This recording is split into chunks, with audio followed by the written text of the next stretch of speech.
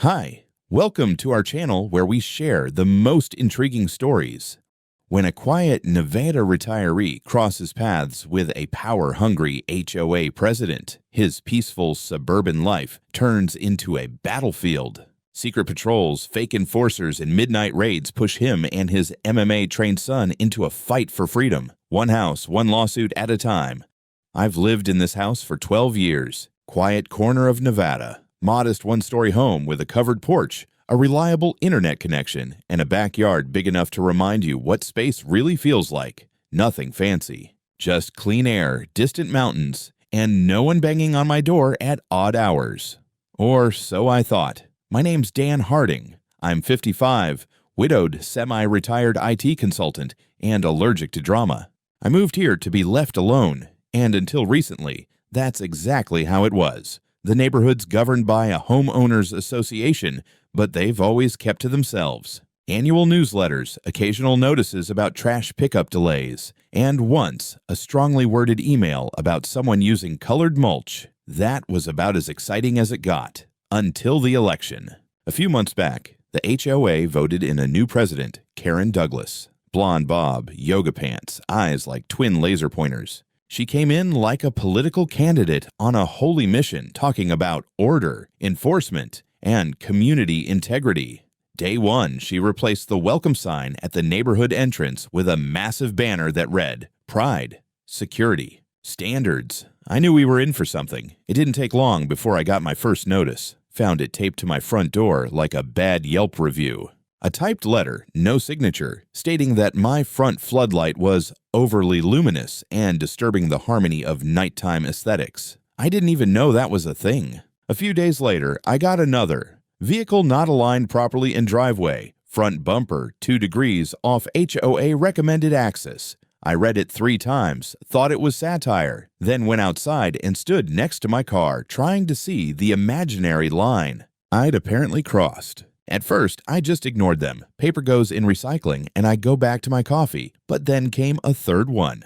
This time, it accused me of suspicious nocturnal activity, referencing frequent late-night entries by unidentified male. That unidentified male was my son Nick, who had recently moved back in with me while recovering from an injury. He's 28. A professional MMA fighter and built like a linebacker who moonlights as a bouncer. He's harmless unless you come at him swinging. Unfortunately, Karen's goons didn't ask for context. Now, I'm no fan of confrontation, but I'm also not a pushover. I dug up the HOA charter and bylaws from my filing cabinet. Yes, I'm that guy, and went through them line by line. Nowhere did it authorize fines or property inspections without a full board vote and due process. I drafted a formal letter citing specific clauses and sent it by certified mail to the HOA office. I even included a copy of the HOA's own rulebook with the relevant sections highlighted in yellow: polite, firm, and legally airtight. A week later, I found another piece of paper, not mailed, not even folded, just slipped under my door in the dead of night. It read, "Next violation will result in internal inspection."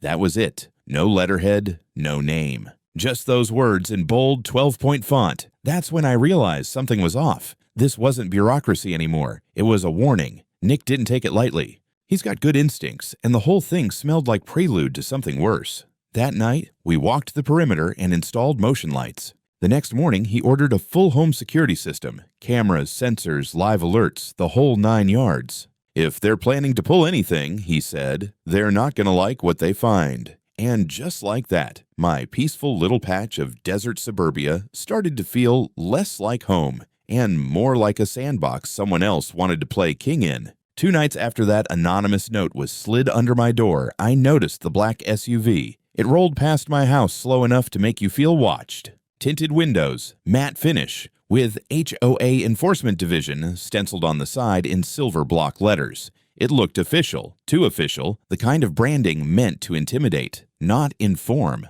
For a moment, I thought it might be a city vehicle. But no. The county doesn't do midnight laps through suburban neighborhoods in SUVs that look like off-brand SWAT vans. The next day, I caught them again. Mid-morning. Parked across the street, engine idling. A guy sitting behind the wheel wearing a dark uniform, sunglasses, and an earpiece. Not a cop. Not private security either. Something in between. or at least pretending to be. By the time I walked down my driveway to confront him, he drove off. That afternoon, 2 men showed up at my front gate. Both mid-40s, bulky, clean-shaven, dressed in matching black tactical polos with a faux badge embroidered over the left chest pocket. HOA Enforcement Unit. They didn't knock.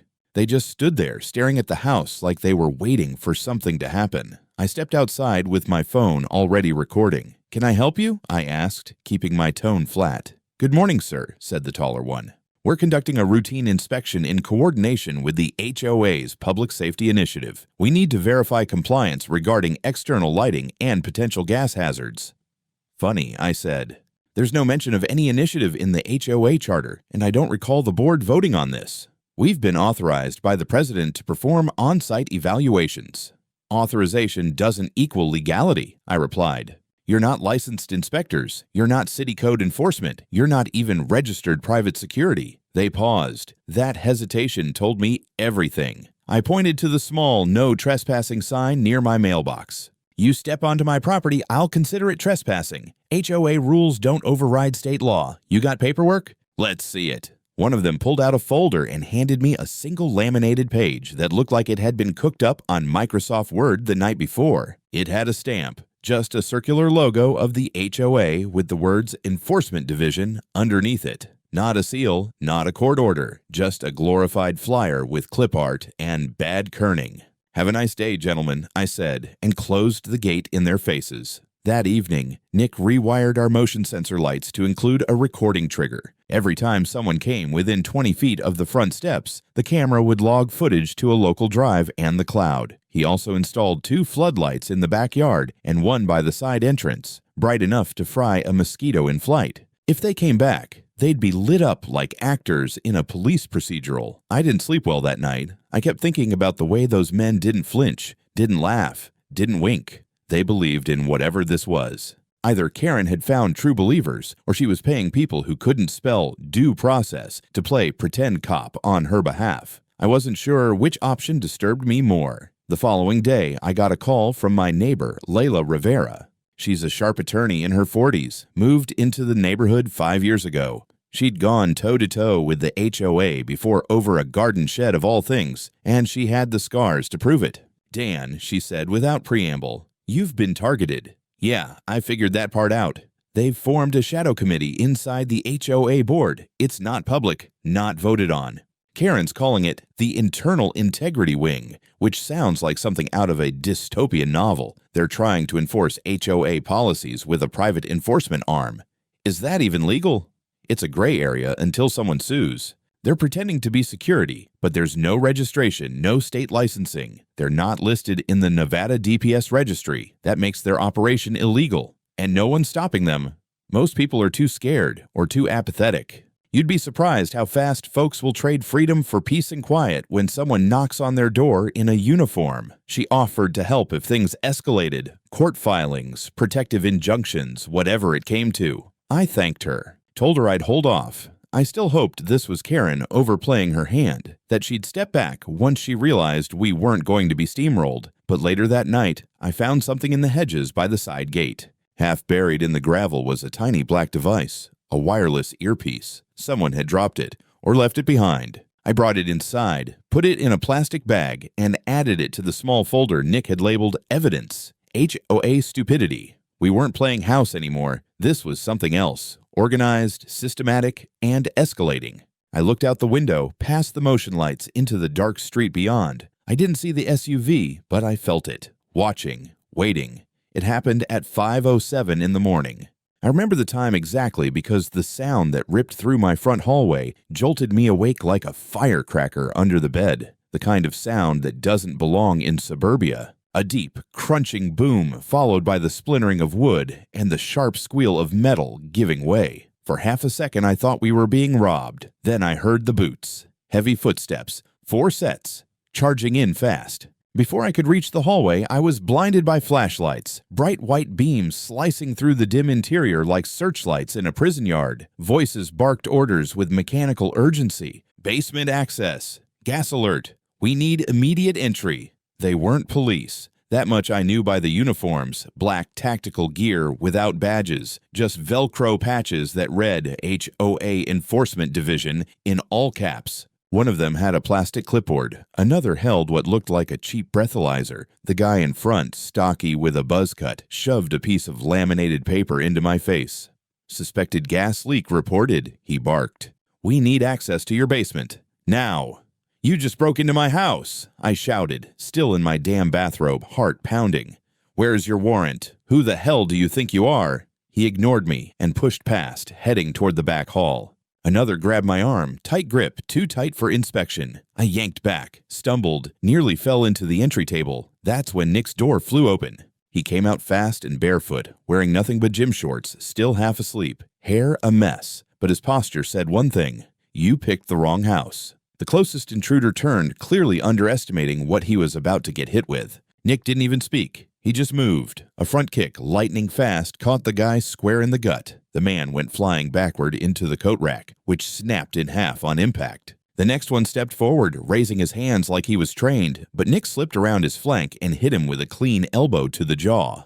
Down he went, crumpling like wet laundry. The third guy tried to grab Nick in a tackle. Mistake. Nick spun, locked his arm under the man's shoulder, twisted, and brought him to the floor in a controlled throw that ended with a loud pop from the man's shoulder. The fourth one hesitated. "Don't," Nick said, breath steady. "Don't even think about it." That guy took 2 steps back and raised his hands. He wasn't stupid. He just hadn't realized until now that they weren't the wolves in this house. They were the meat. I had already dialed 911.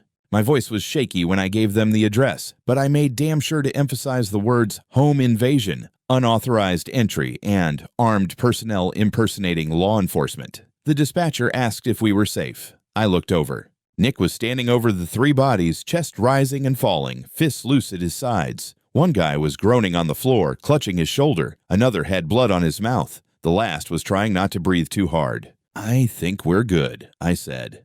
"For now." It took the sheriff's deputies 8 minutes to arrive, longest 8 minutes of my life. While we waited, I sat on the living room chair, still in my robe, trying not to pass out from the adrenaline dump. Nick disappeared for a moment and came back with a hoodie and pants. Calm as hell. He pulled on socks like he was getting ready for a jog, not cleaning up a live-action home invasion.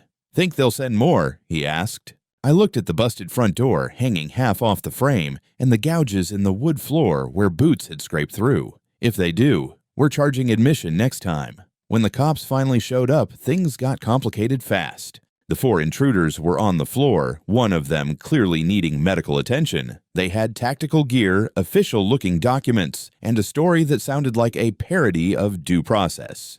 They claimed they were acting under emergency protocol based on a neighborhood gas leak report. One of them even said, "We were protecting community safety." Nick just raised an eyebrow. "By kicking in our door at 5 in the morning?" The lead deputy looked at me. "You mind if we check your security footage?" "Be my guest," I said, gesturing to the kitchen where the monitor was. "It's all there. Audio and everything." He nodded and stepped inside, carefully, as if the house itself might lash out at him. By the time the ambulance pulled up for the guy with the dislocated shoulder, I was already printing copies of the footage. Nick stood near the hallway, silent, arms crossed, not gloating, just aware, watching. He hadn't asked for this, none of us had. But from that moment on, it was war. When the cops showed up, I thought they'd see what we saw. 4 armed lunatics in black polos lying in my foyer like the cleanup phase of a failed militia raid. I thought they'd arrest them on the spot. I thought maybe for once reality would make sense. But when 2 deputies stepped through the ruined doorway, hand on holster, one of them hesitated. The taller one looked down at the broken men sprawled on my hardwood floor, then at Nick, then back to me. His eyes narrowed. "Sir, are you the homeowner?" "I am," I said. "Dan Harding. This is my house." He nodded, slow, cautious. "And what exactly happened here?" I blinked. "They broke in at 5 in the morning. No warrant, no warning. Claimed there was a gas leak. My son defended me." One of the other officers crouched beside the guy with the busted shoulder, who was moaning theatrically now like he was trying to win an Oscar. The deputy looked back at me. "They said they're part of your neighborhood's HOA enforcement." "They're part of something," I said. "But it sure as hell isn't legal." I took a breath and pointed to the corner of the living room where our home security monitor sat on a small desk. Everything's recorded. You can watch it for yourself. Full audio and video. 2 angles.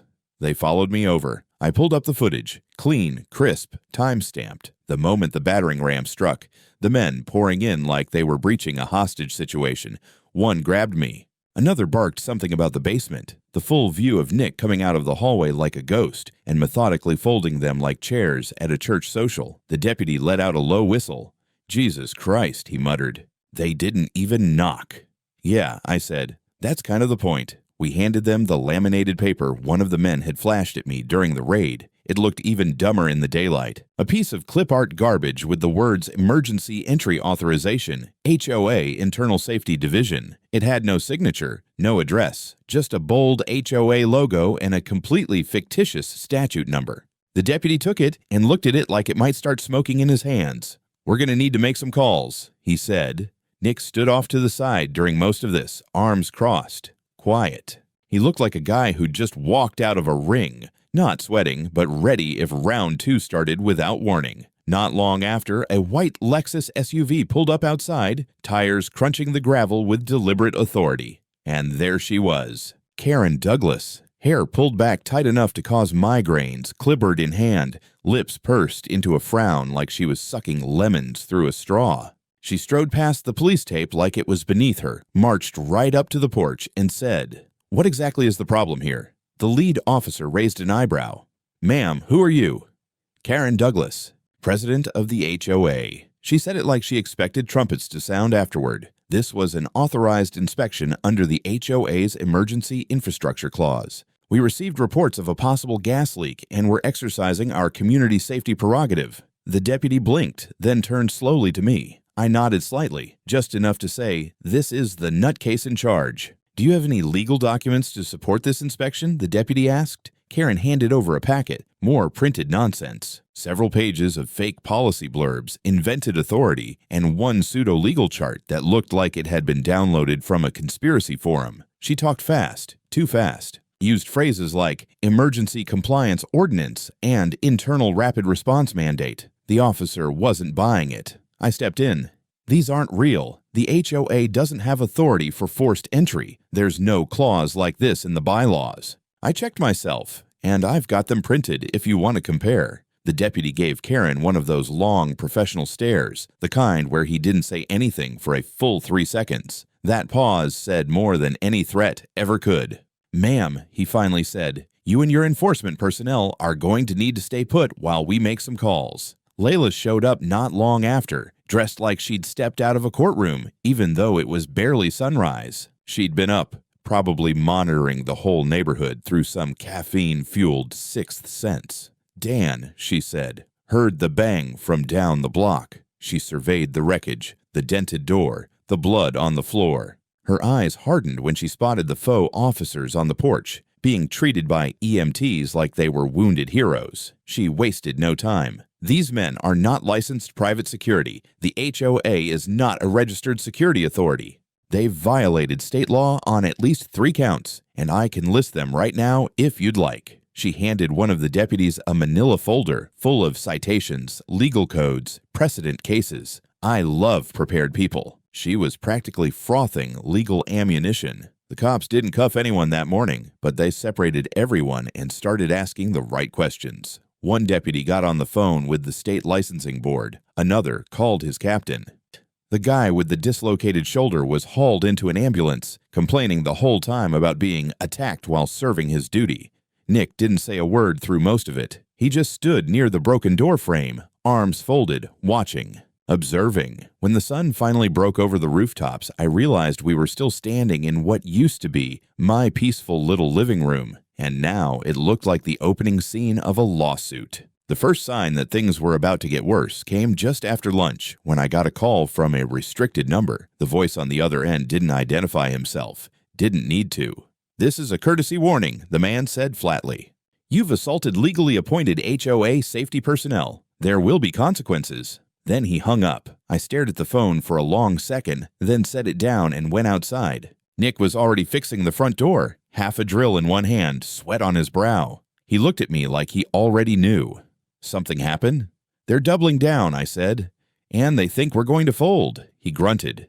Then they don't know us very well. By late afternoon, things started moving fast. The sheriff's office called. An investigator had been assigned to review the footage and documentation from our security system. Layla helped me file a formal complaint for unlawful entry, impersonation of law enforcement, and destruction of property. She added a request for a restraining order against the HOA's so-called enforcement division. At the same time, Karen went into PR overdrive. An emergency bulletin was distributed across the neighborhood, complete with dramatic wording about suspicious behavior at my address, alleged obstruction of safety operations, and even a warning to neighbors to avoid contact with potentially volatile individuals. It had my address printed in bold. No name, just address. I stood in my kitchen holding that paper, reading it twice. My fists clenched. "She's trying to make us the threat," I said aloud. Nick looked over. "That's what cowards do when they get caught. Lie louder." Layla came by that evening with more than just legal advice. She had documents, real ones, showing that the HOA Enforcement Division wasn't registered with the state, wasn't certified as a private security firm, and wasn't listed on any municipal coordination rosters.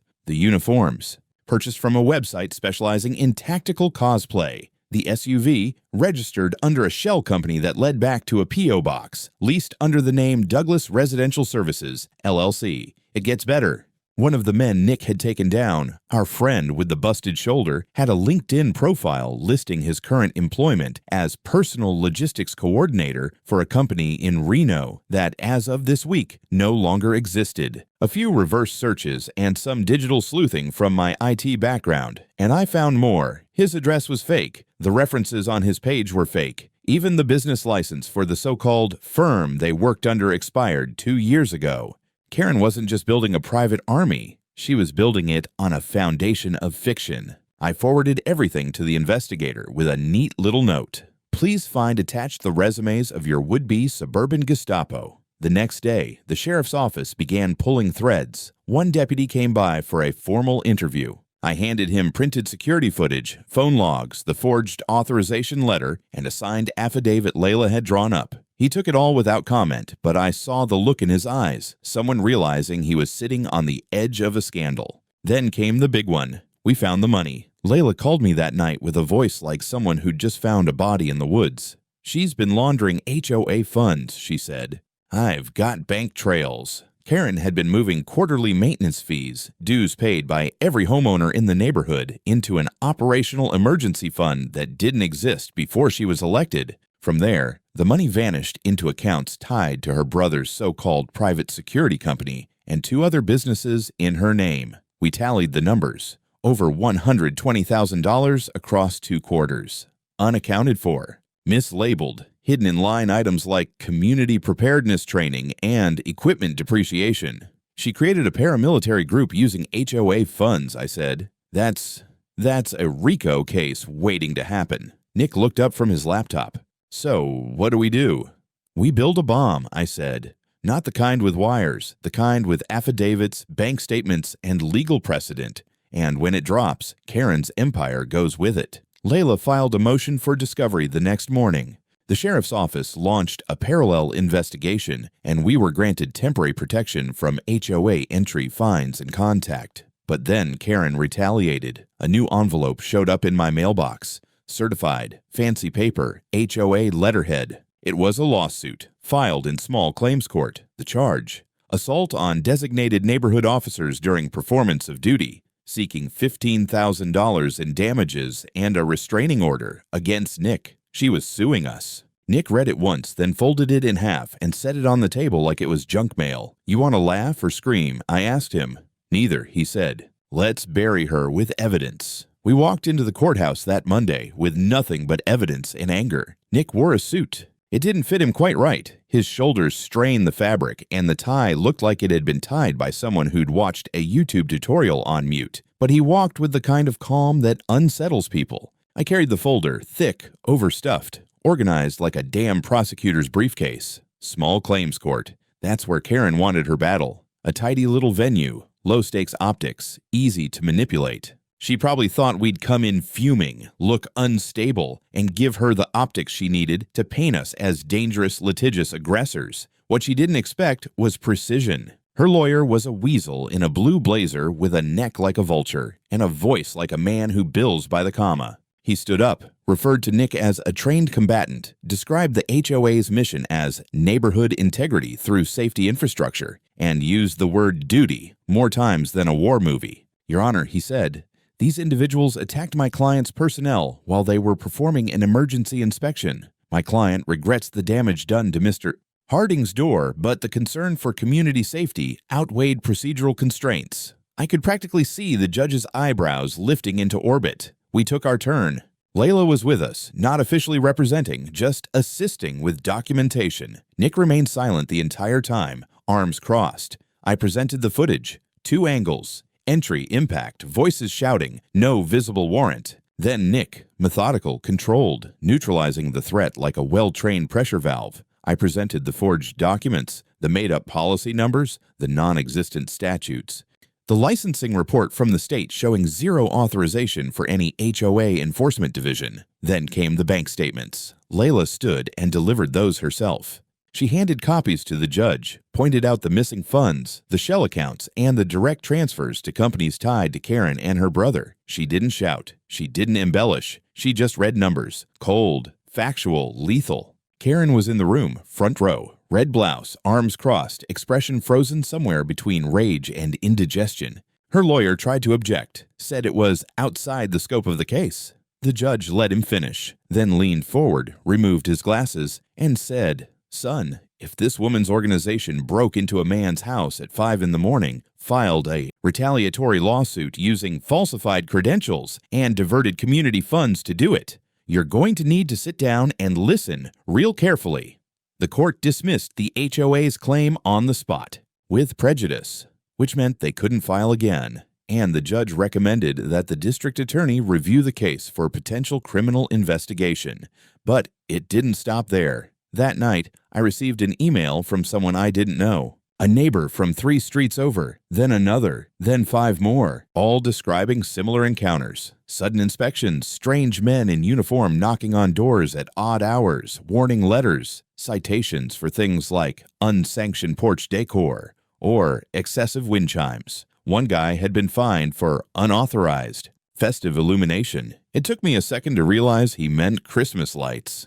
Karen had been testing the water across the whole neighborhood. Our case just happened to be the one where she slipped and fell, face first, into the legal equivalent of a wood chipper. Layla helped me compile the complaints. We set up a private meeting at my house with a half-dozen neighbors. They came in quietly, some nervous, some angry, all exhausted. It was the first time most of them realized they weren't alone. We laid out the paperwork, the video evidence, the money trail. By the end of the evening, we had a full coalition. The next morning, the sheriff's department served a search warrant on the HOA's offices. Nick and I watched from the end of the block as uniformed deputies hauled out file boxes, hard drives, and laptops. Karen stood nearby, arms folded, lips tight, muttering under her breath to a man I assumed was her brother. One of the officers from the morning of the raid, now without his badge, sat on the curb with his head in his hands.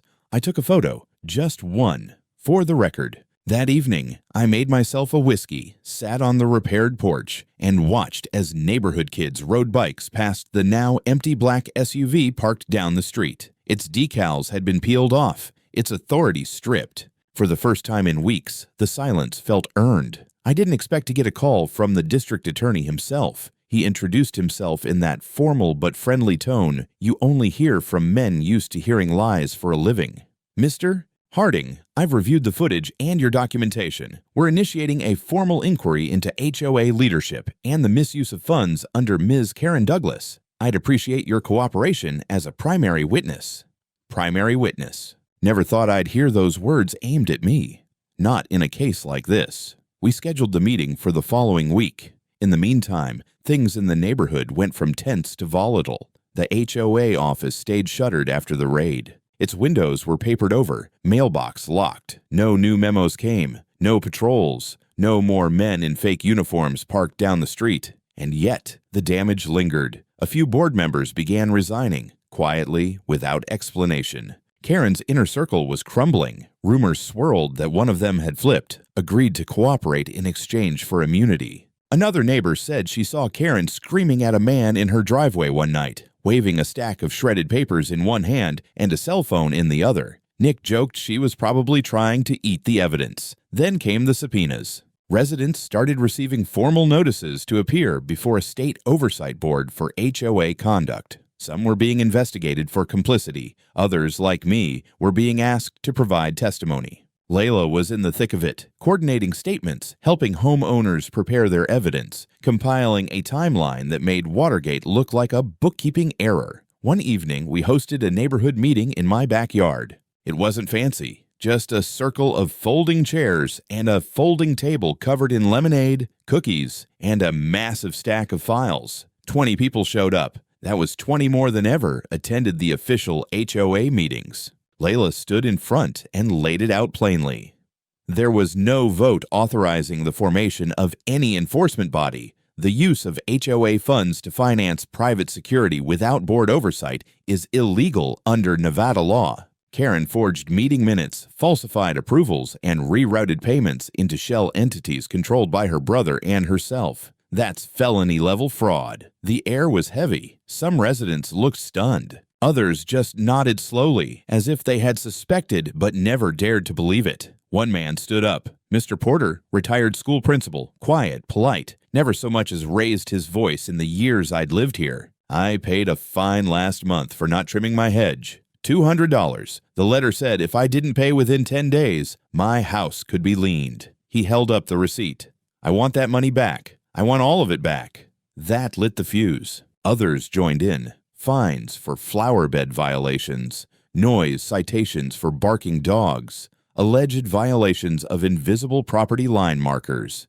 It was like the dam broke and all the grievances flooded out at once. Nick stood off to the side through all of it. He didn't speak much, just watched, guarding, listening. Every now and then he'd nod when someone made a particularly sharp point. I think it helped people feel safe, knowing he was there. Then came the day of Karen's arrest. No warning, no spectacle, just a county vehicle pulling up to her house one gray morning. 2 plainclothes officers. They walked her out in handcuffs. Not a word. She didn't fight. She didn't cry. She just walked stiff and pale like the weight of it all had finally snapped her upright. They hit her with everything. Fraudulent use of HOA funds, impersonation of law enforcement authority, conspiracy to commit unlawful entry, forgery of legal documents, operating an unlicensed security entity, attempted intimidation of witnesses. Layla called me as soon as the booking report went public. 18 charges total, she said, her voice bright. It's going to trial.